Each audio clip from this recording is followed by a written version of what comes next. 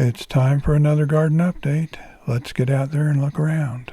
That's a real black eggplant. I trimmed it way back. I've done that before in the first part of August. It usually comes back for a later harvest. Pretty good size one. That's the Midwest Midnight Eclipse 2.0. I've harvested some of those. Harvested some of the micro tomatoes, and there's plenty more to harvest, looks like. This is the Matoyo eggplant. As you can see, there's quite a few eggplants on it.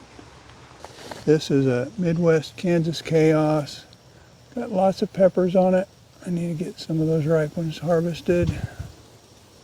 This is a cross between the Jimmy Nardello and the Courbaki. It has lots of peppers on it and still setting on. I'm going to compare that to the Jimmy Nardello with a taste test at some point. The Midwest Pandemonium is really doing good this year. Looks like it's starting to get some ripe peppers. Some of the variegation is pretty awesome looking. The Mega Gold bell peppers are finally starting to set on. It's almost 4 feet tall, but it's finally starting to get some peppers on it. The cucumbers are finally starting to poop out a little bit. We've gotten tons and tons of cucumbers though off of that trellis. And I planted some late ones over here in this tomato cage. And those will start producing hopefully later this month. The beets and cilantro and the green stalk planter are starting to grow. I've got some bare spots I haven't planted anything in. We've had quite a few caterpillars that have bothered our parsley. Got some beans in the bottom, some micro tomatoes. I'll probably plant lettuce in those bare spots. The late beets are doing pretty well. There's an extra jalapeno plant there.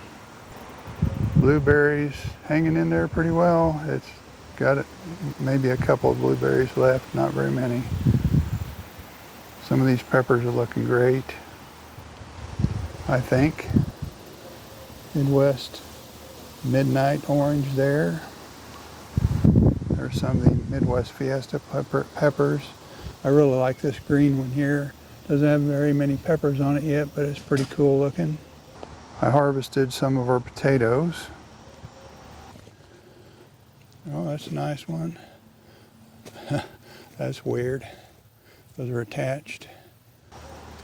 I've got a neat cross here. I didn't do this cross, but it was a bleeding raw white crossed with an Oda. Then that pepper was crossed with a sweet Italy yellow. And it has some peppers that ripen to yellow with bleeding calyx. I've crossed that with several plants already. There's a Midwest Midnight Orange, variegated.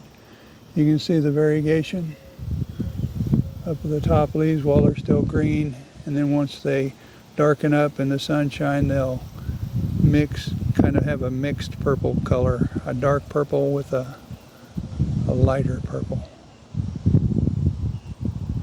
That pot's got a variegated mutant pepper, and these other two mutant peppers have peppers on them now. You can see that one's on that one better, I think. Kind of small. This one's got a few too. This pot here, or grow bag rather, is looking pretty awesome with all those ripe peppers. Need to harvest some of those. The carrots are doing really good. Looks like I have a sunflower that one is probably getting close to 10 feet tall, I think, something like that. And looks like the wind's knocked it over. I'm going to have to probably cut it down because I don't have anything that tall to stake it with. The tomatoes have seen better days, but we still have lots of green ones out there, so we're going to still get quite a few more tomatoes. And we even have this one is, I've been calling it number 6. Oh boy, I just saw some bad damage up here. I'm not sure what did that, but look at that tomato. This is what a determinate tomato does when it's stopped producing tomatoes. It just basically starts dying. So I'm going to be pulling that one out. Looks like it does have one tomato on it. I'll harvest that and get rid of that plant. This one has been our most productive tomato plant by far. It has had well over 50 tomatoes. I haven't kept track since I started harvesting from it, but it had over 50 tomatoes when we started harvesting, and it set on quite a few more at the top. So I would say it probably had over 60 tomatoes on it. Still got a couple of ripe ones down below, but it is still setting fruit in August in very hot weather.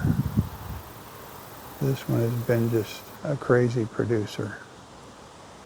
The Armenian cucumber, that's one plant, by the way. I think I mentioned that several times already. But we lose track of them sometimes back behind all the foliage.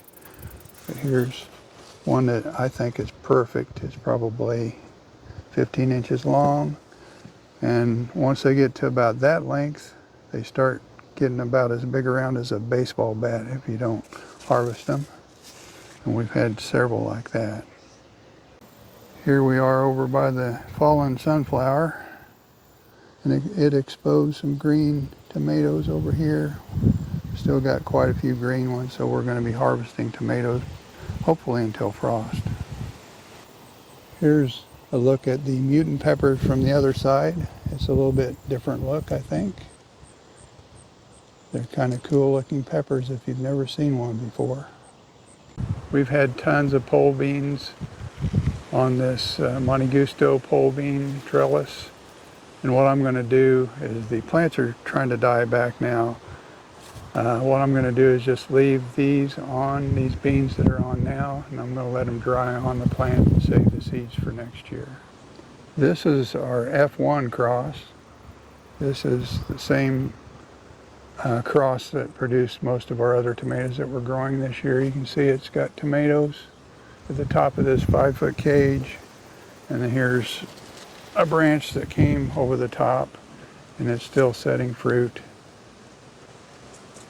even here in August. So I think that's why I'm getting such good production out of the F2s. I let this basil go so I can save seeds from it. This is an F1 cross. It's a cross between two different basils. This is one of my crosses. It's very productive. It's kind of fallen over, but I need to tie those up. It's getting some ripe ones. I might do a taste test on it maybe. Oh, looks like we got some insect damage down here or something. This is the tallest candy sticks pepper. It's probably about 4 feet tall so far, and it's still growing, still setting fruit. Here's a slightly different phenotype of the Midwest Juanita pepper. It has upright peppers instead of ones that hang down, but it's still pretty cool looking. Be sure to let us know how your garden's doing, and if you're just now finding this channel, be sure and subscribe. Don't forget to like, comment, and share. Thanks for watching. We'll see you next time.